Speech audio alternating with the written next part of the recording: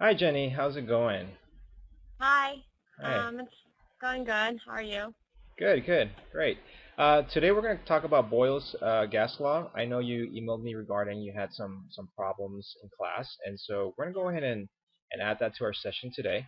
Um, Okay. is there anything you want me to add for today, for today's goals?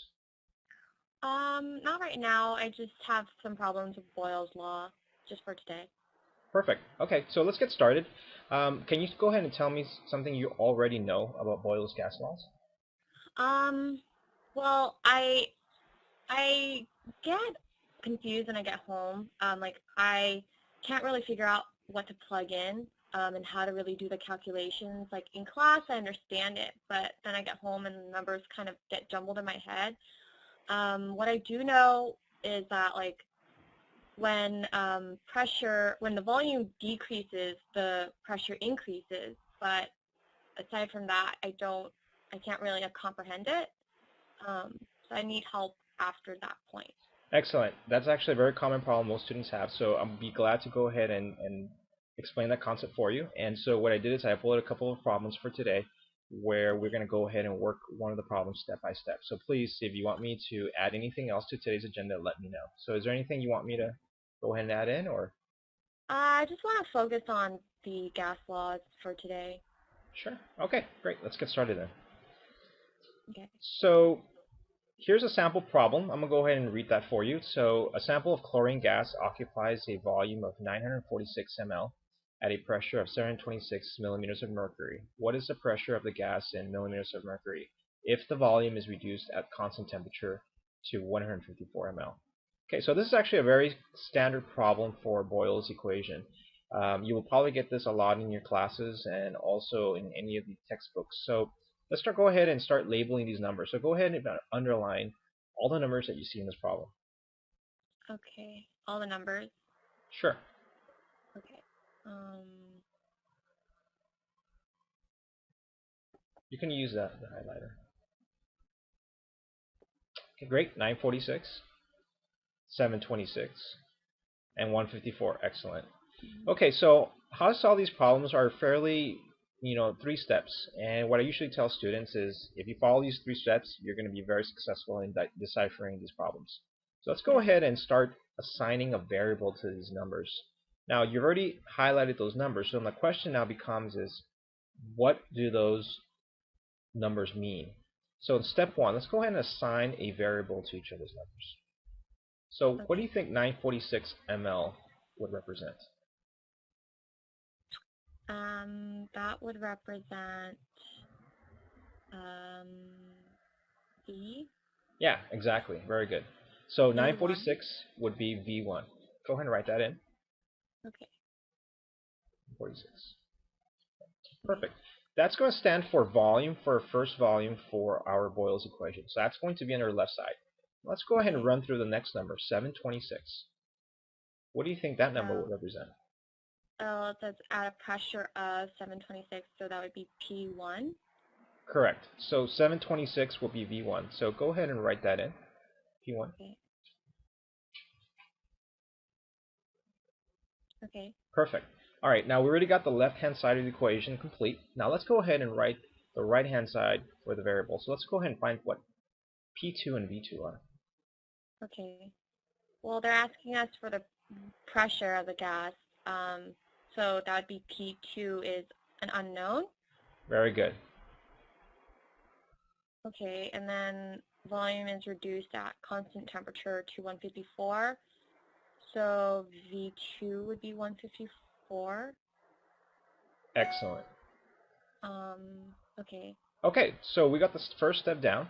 Now let's move on to the second step, which is usually the easiest. So let's go ahead and use our equation, which is Boyle's law. And Boyle's law is stated as P1 times V1 equals P2 times V2. So let's go ahead Okay. and put them in so that we can use them in an algebraic equation. Okay. Um, so it'd be 726 times 946 equals P2 times uh, 154. Very good. Okay, so now what we have here is we're going to complete this problem by multiplying the left-hand side, Okay. and we're going to go ahead and isolate P2. So on Okay. step 3, you can use your calculator as well, is Okay. we're going to go ahead and solve for unknown, which is in this case is going to be P2. So go ahead and take a moment and see what you get for P2. Okay.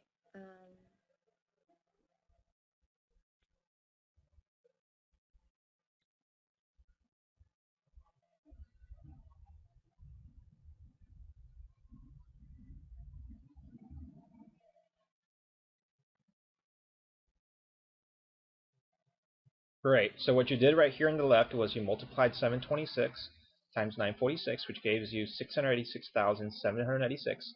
Now, what do you think we're going to be doing to P2 in this case to leave it alone? Uh, you have to isolate it by dividing it by 154. Excellent. Very good. So go ahead and do that.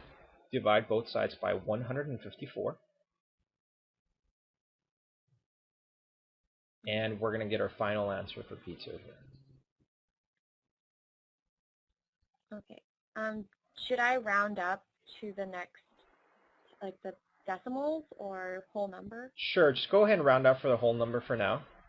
We'll talk about rounding later on. But today I just want you to get the mechanics of this down good.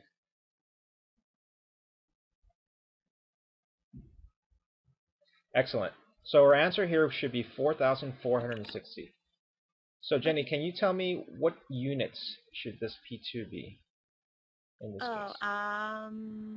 it's asking for the pressure, so it would be in the mercury. Very good. Millimeters of mercury is our final pressure. So Okay. do you have any questions so far? No, not any right now. Okay. This is doing. It looks like you got everything pretty fairly right. So let's go ahead and double check our answers on the next slide. So what I'll do is I'll show you exactly how you're supposed to do it and see if you were on the right track. So remember Okay. this number 4460 as your P2 value. Okay. Okay.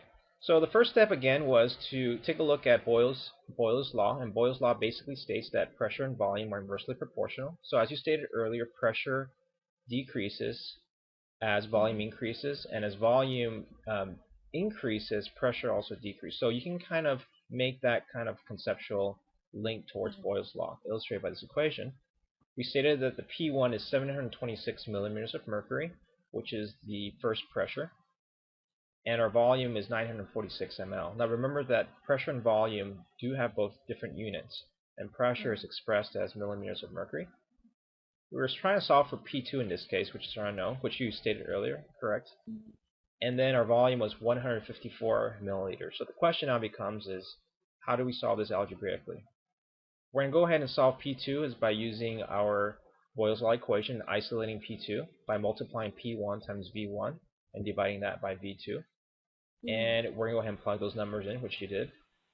And our answer, cancel out the units, was 4460. So very good, Jenny. You did fairly good today. Okay, Okay. so that wraps up that problem. We're going to go ahead and wrap this up by taking a look at what you learned today and what were some of the key concepts you should have done for Boyle's Law. So I'm going to throw a couple Okay. of questions for you.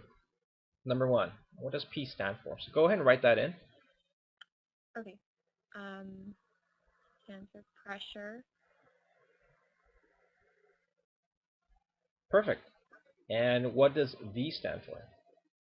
V stands for volume. Excellent. And what are the units for P and V? P is pressure, so it is mmHg, and then volume is measured in milliliters. Okay, excellent. Those are all correct. So I'm going to give you a quick check mark for these. Okay, Jenny, well, that wraps up our quick session on Boyle's Law. What Okay. I'll do right now is I'm going to email you a separate problem set I want you to work at home. And Okay. we're going to be meeting again tomorrow. So if you can please let me know if you have any questions via email or through voice chat, that'll be great. And then for the next session, we're going to go over Charles' Law and the rest of the gas laws. And Mhm. let me know if you have any questions in class or if you want me to go over, and we can go ahead and add those in. Okay, thank you. That was really helpful. It was really clear. Okay, great. Okay. Thank you. Okay, Okay. goodbye.